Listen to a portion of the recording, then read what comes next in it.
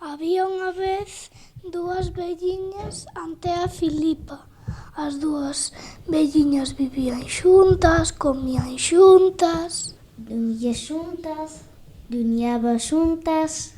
De luns a sábado cociñaban un prato normal. Sopa de agua.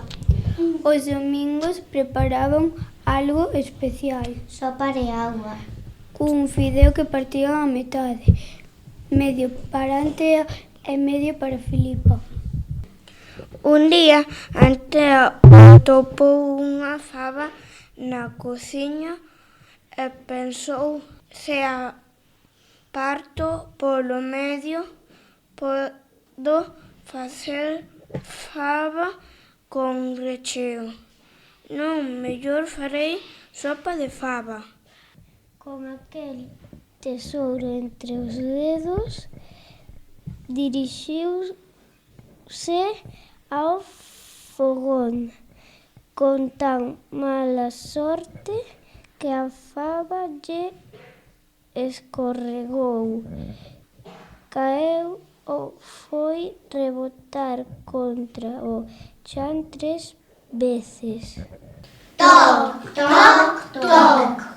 Da faba xurdiu unha planta que empezou a medrar.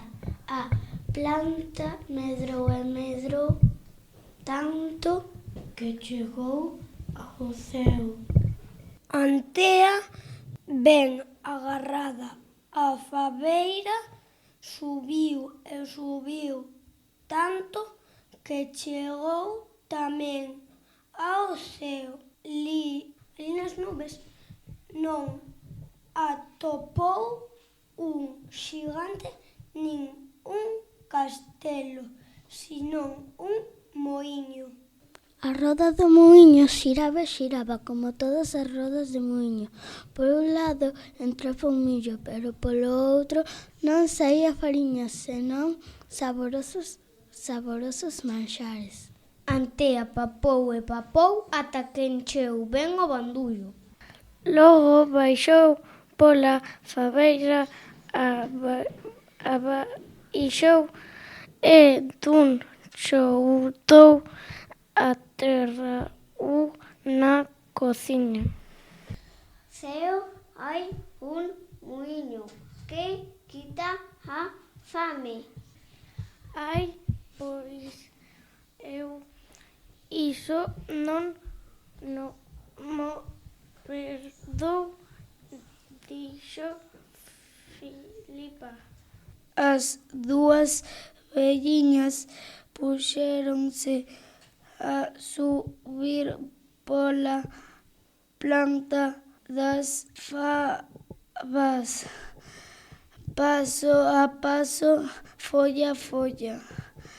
Antea iba diante, subía a modo como un caracol, porque levaba o bandullo cheo. Filipa ía detrás, subía devagariño, como unha tartaruga, porque tiña o bandullo baleiro. Levaba 6 días sen probar nin medio fideo. Cando estaba a piques de chegar a Filipa, afrouxoulle os brazos, afrouxoulle as pernas e comezoulle a caer. Antea, ben agarrada á fabeira, berraba: «Filipa, onde vas?» E Filipa decía: «Uá!». A primeira en atorar foi Filipa, claro. Antea non tardou moito, baixou pola planta, deu un chouto e viu a súa querida Filipa, tan organizada ela, ciscada pola cociña adiante.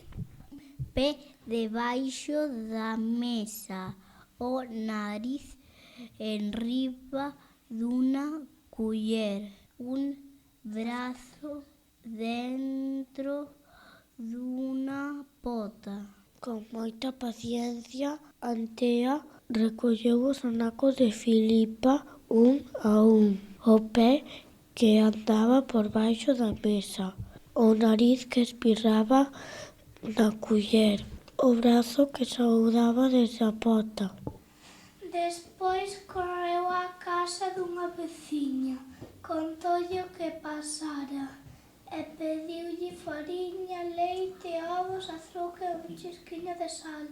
Volveu á cociña, acendeu o fogón, puxo a pota ao lume, botou todos os ingredientes un a un.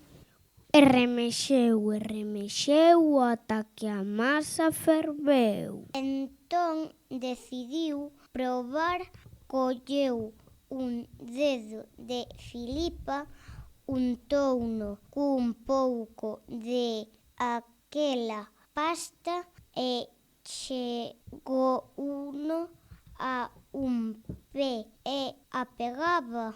Funciona! Hoxe mansa obra.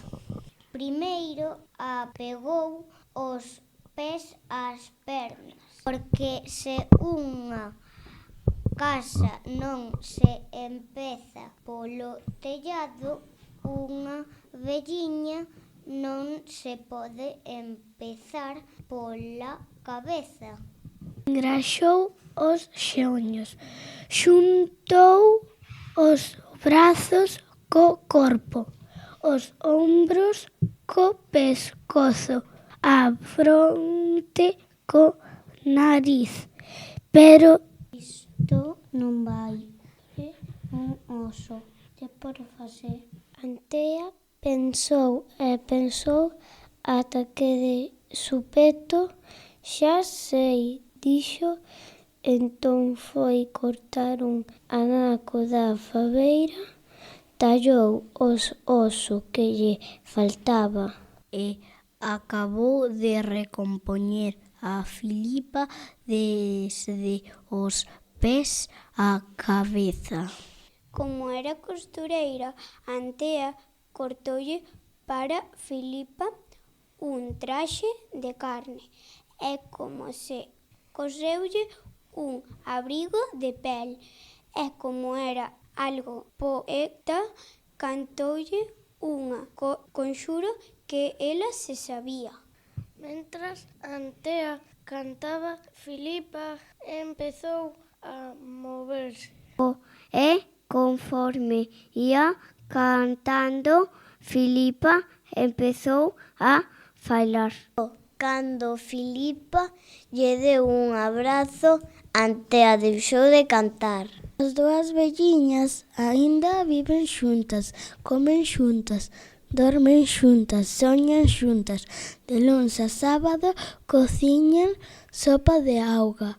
Os domingos botanlle ao sopa un fideo que parten a metade. Cando teñen fame de aventuras, soben ao ceo, danse unha enchente e volven baixar. Ademais, así que chega o verán,